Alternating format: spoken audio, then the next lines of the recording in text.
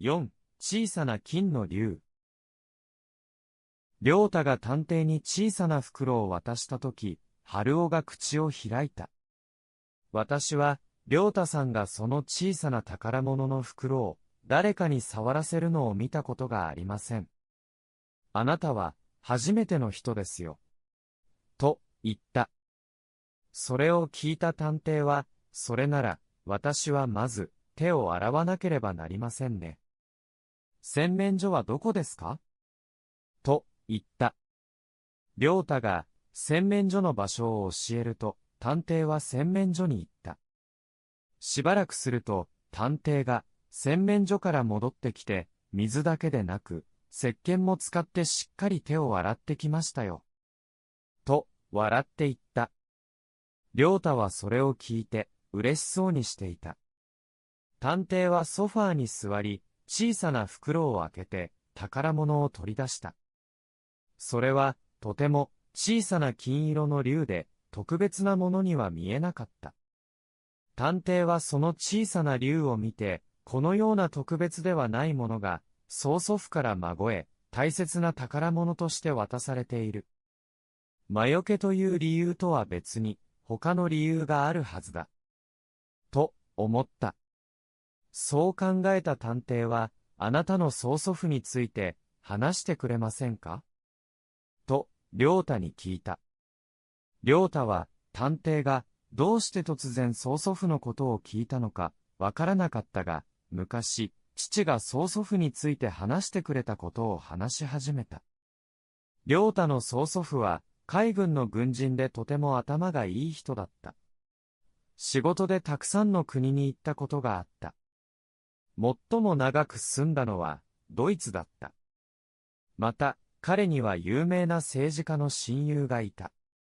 日本に帰ったとき、その親友の政治家に、ある計画を話した。しかし、その政治家は、彼の計画を実行しなかった。そのことを残念に思った彼は、自分の両親がいる村に帰り、軍人の仕事をしなくなった。その村では、曽祖父の他に、軍人になった人はいなかったし、外国に行った人もいなかったので、村の人たちは曽祖父について、たくさんの驚く話を知っていた。その一つが、彼がドイツからたくさんのダイヤモンドを持ち帰ったという話だった。そのダイヤモンドのおかげで、山田家は長い間、お金持ちとして生活することができた。だから、村中が山田家には、たくさんのダイヤモンドが隠されていると信じていた。しかし、山田家の子供たちや孫たちがダイヤモンドを探したが、今まで一つも見つかっていないそうだ。曽祖父は61歳で亡くなった。老人が亡くなる前、家族は老人の近くに座り、他に言うことはないかと聞いた。その時、老人はもう話すことができなかった。老人は力がなくなった手を挙げて耳を刺し、老と何回も言った。そして最後に、幸三と小さな声で言った。幸三は老人の子供で、良太の父の名前だ。その時家族は、彼は耳が聞こえないので、耳を刺して、家族の質問が聞こえないと言ったのだろう。と思った。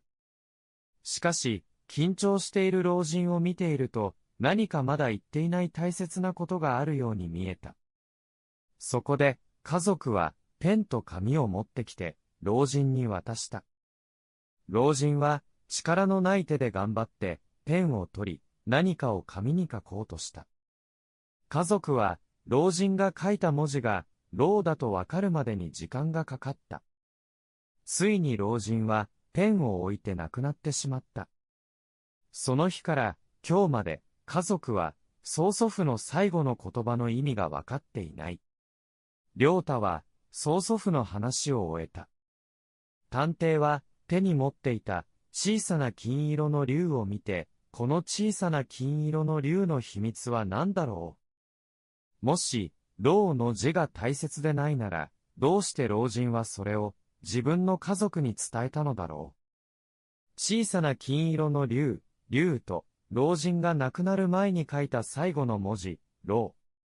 老は、龍と耳の二つの文字になる。老人は、龍と耳の二つの文字を書こうとしたのだろうか。もしそれが正しければ、龍は小さな金色の龍ということになるが、耳は何を意味するのだろうか。と考えた。